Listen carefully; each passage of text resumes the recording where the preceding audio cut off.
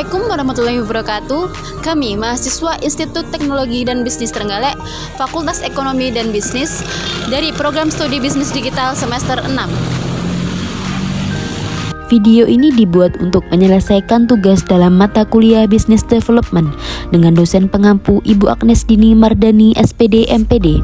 Kami dari kelompok 4 terdiri dari 3 anggota yang masing-masing anggota bekerja sama memenuhi tugas dengan judul materi Business Model Analysis for Entrepreneur. Baiklah, kami dari kelompok 4 yang beranggotakan Syifa Aulia Rahma, Ainina Masruroh dan Iza Ultufina akan mempresentasikan materi yang berjudul Business Model Analysis for Entrepreneur. Halo semuanya, pernahkah kamu berpikir gimana sih cara merancang bisnis yang bukan cuma keren tapi juga menguntungkan secara nyata? Nah, pada kesempatan ini kita akan membahas bagaimana seorang wirausahawan dapat membangun dan menganalisis model bisnis yang kokoh untuk menjamin keberlangsungan dan probabilitas usaha. Ada 4 elemen penting yang menjadi pondasi dalam membangun bisnis yang kokoh, terstruktur, dan pastinya cuan maksimal. Yuk kita bahas satu persatu, mari kita mulai dengan segmen pertama. Yang pertama, Customer Value Proposition atau CVP. Customer Value Proposition adalah fondasi utama dari bisnis kita. Disinilah kita menjawab pertanyaan, masalah apa yang dipecahkan oleh produk atau layanan kita, dan kenapa pelanggan harus memilih kita. Sebagai wirausahawan, kita harus memahami secara rinci kebutuhan pasar dan menawarkan solusi yang relevan, unik, dan bernilai tinggi. Semakin kuat nilai yang kita tawarkan, semakin besar peluang konversi dan retensi pelanggan yang pada akhirnya berdampak langsung terhadap pendapatan. Contoh, jika kita membuka usaha kopi lokal, nilai yang ditawarkan bisa berupa cita rasa otentik, suasana tempat yang nyaman, serta layanan cepat dan ramah.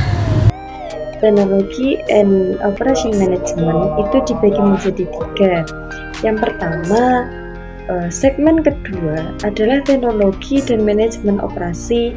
Ini mencangkup tentang bagaimana produk atau layanan dikembangkan dan disampaikan pada pelanggan secara efisien. Kemudian poin yang kedua yaitu kewirausahaan modern menuntut efisiensi dan skalabilitas.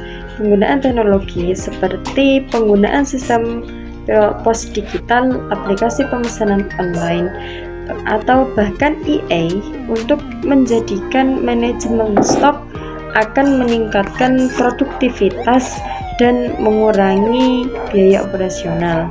Kemudian poin yang ketiga yaitu pengelolaan operasional yang baik, tidak hanya menekan biaya, tapi layanan itu berkontribusi langsung terhadap margin keuntungan. Bab ketiga yaitu go to market plan. Selanjutnya, strategi pemasaran atau go to market plan ini adalah rencana bagaimana kita memperkenalkan produk kepada pasar dengan menarik pelanggan. Kemudian beberapa elemen penting dalam GTM plan adalah pemilihan saluran distribusi baik melalui online ataupun offline, strategi pemasaran promosi melalui iklan, konten, atau influencer, serta taktik penetrasi pada awal. Strategi pemasaran yang efektif mendorong peningkatan volume penjualan dengan cost acquisition yang terkendali. Sebuah kombinasi penting dalam membentuk profit formula yang sehat. Kemudian dapat dicontohkan dalam bisnis usaha yaitu dalam usaha makanan. Dalam usaha makan ini berkolaborasi dengan food vlogger dan promosi di aplikasi pemesanan online bisa jadi strategi GTM yang sangat powerful. Adapun elemen penting yang keempat adalah profit formula. Akhirnya semua aspek tadi bermuara pada rumusan profit atau profit formula.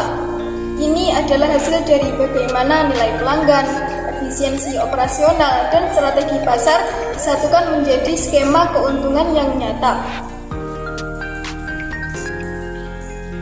Profit formula terdiri dari revenue model atau cara menghasilkan uang, cost struktur atau biaya tetap dan variabel, margin target atau laba bersih per unit, dan kecepatan perputaran atau frekuensi pembelian. Seorang entrepreneur harus bisa menghitung berapa biaya produksi dan operasional, lalu menentukan harga jual yang kompetitif tapi tetap menguntungkan. Keempat elemen tadi, value proposition, operasi, go to market, dan profit formula adalah satu kesatuan. Kalau kamu kuat di satu sisi tapi lemah di sisi lain, bisnismu bisa goyah. Tapi kalau semuanya sinkron, bersiaplah untuk bukan hanya survive tapi tumbuh dan untung secara konsisten. Sebagai kesimpulan, analisis model bisnis kewirausahaan yang baik tidak hanya fokus pada ide produk, tapi juga bagaimana nilai yang ditawarkan, bagaimana proses berjalan efisien, bagaimana pasar disasar, dan akhirnya bagaimana profit dirumuskan secara realistis. Dengan pendekatan struktural ini, wirausahawan tidak hanya membangun bisnis, tapi juga menciptakan sistem yang berkelanjutan dan menguntungkan. Jangan mulai bisnis cuma karena ikut tren, mulailah dengan model bisnis yang dirancang dengan logika dan strategi. Bangun nilainya, jalankan operasinya dengan efisien, pasarkan secara tepat, dan ukur keuntungan dengan jelas. Terima kasih atas perhatiannya, semoga presentasi ini membantu Anda dalam merancang dan mengembangkan model bisnis yang tangguh. Cukup sekian presentasi dari kami, kurang lebihnya mohon maaf. Wassalamualaikum warahmatullahi wabarakatuh.